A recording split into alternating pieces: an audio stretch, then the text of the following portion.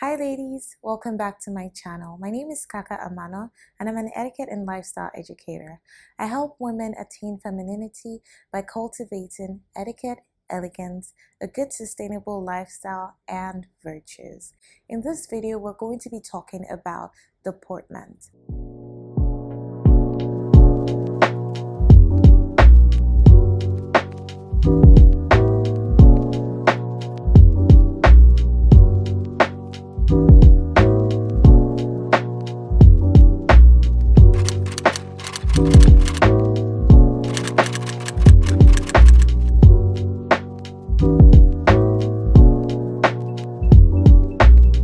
The art of deportment is something that is very important for every woman who is trying to be more elegant, more feminine, and who wants to actually know the rudiments of etiquette with regards to deportment needs to learn and practice as often as possible.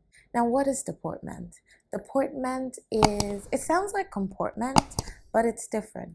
Comportment has to do with the way that we keep ourselves put together, while deportment has to do with the way that we present ourselves to the world. Okay, so comportment kind of relates more to composure, while deportment relates more to poise.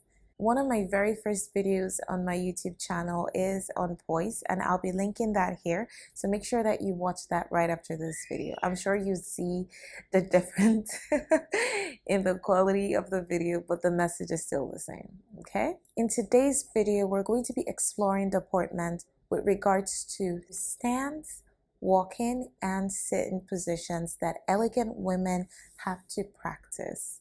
When it comes to your stance, there are a lot of options available to you. There's the confident stance, which is, very simple. Just make sure that your body fills the room, that you feel confident in yourself. And this just requires you to make sure that your feet are at a very reasonable width apart. But it's so simple that we're not even going to practice it today, because today I'm going to be talking about the most requested types of stance, which are the elegant stances.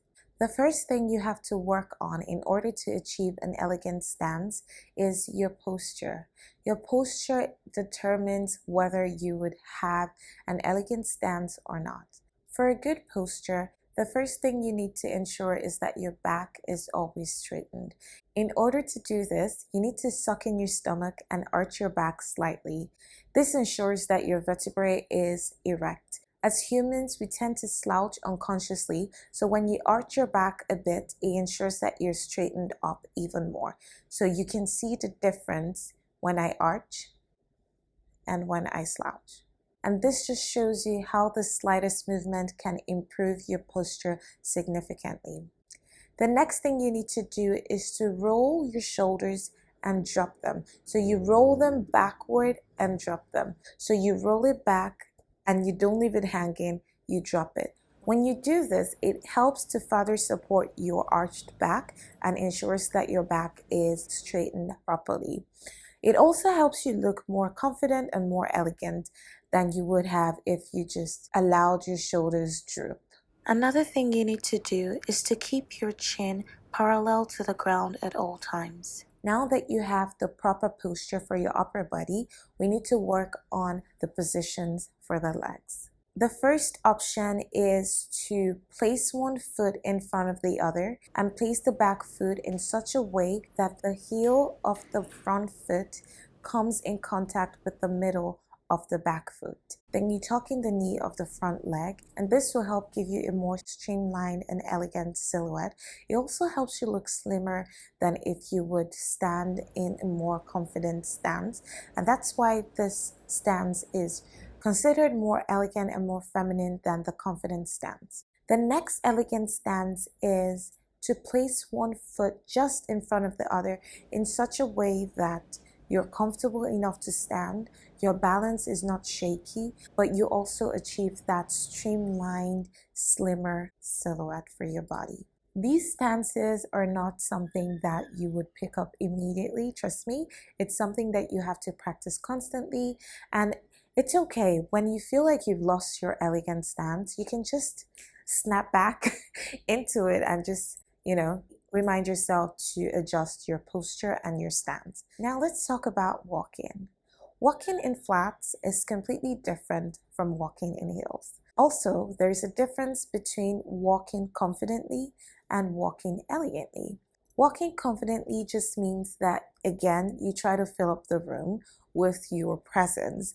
And in order to do this, just like with the confident stance, you need to make sure that your feet are being placed as you walk at a very reasonable width apart, and that you swing your arms at your side at a very natural and even pace. But when it comes to elegant and feminine walking, it's completely different, especially in heels. When you're walking in heels, in order to achieve a very elegant walk, try to imagine that there is a straight line in front of you and that you're trying to walk on this line without falling off the line.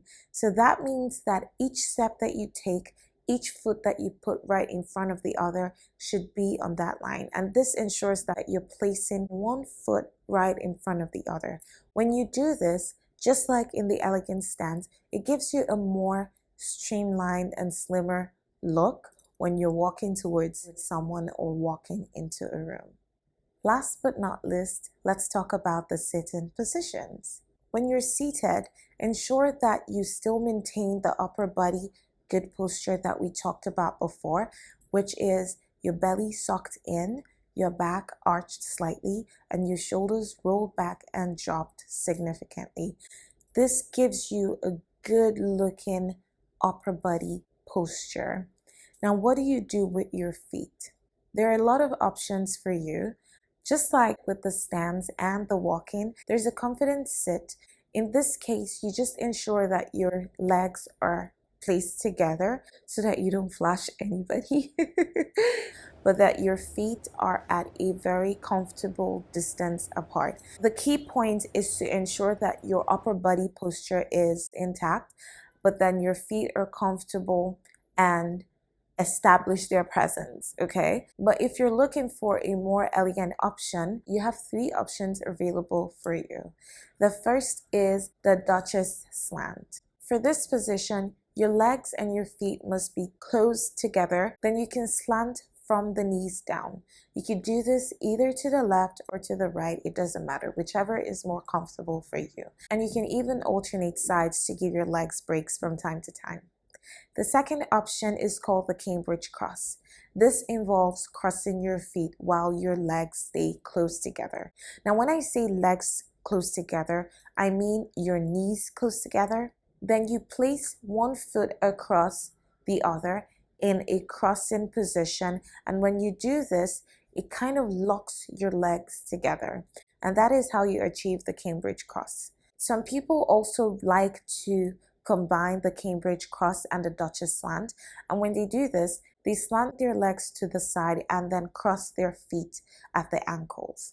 The last option is called the Sussex sit. It's one that Meghan Markle has actually brought back since the time of Princess Diana, and she's made it popular again. And this involves crossing your legs, not your feet.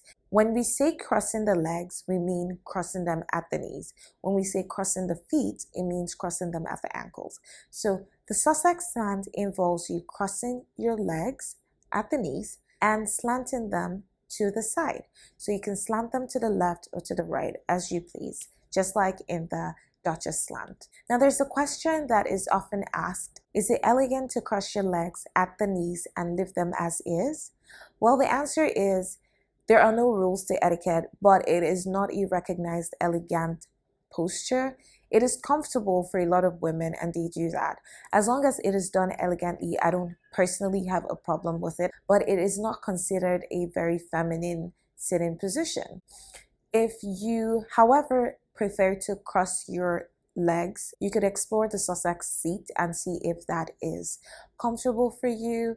If it's not comfortable for you, then it's fine. You can just cross your legs as you will, as long as you ensure that you're not revealing too much and you're still looking modest and elegant, then go ahead. I've posted some bonus tips and guidelines for you ladies on my Instagram at Kaka Amano, so make sure to go check this out right after this video. that's all for today, ladies. I hope that you enjoyed today's video. If you did, please give it a thumbs up and let me know in the comments. Also, if you haven't subscribed to my channel, please do right away and turn on the notification bell so that you can always be notified whenever I upload a video. If you want to learn more about how to stand out as an elegant lady, I have a video on that coming up right after this video, and I hope to see you there. Bye.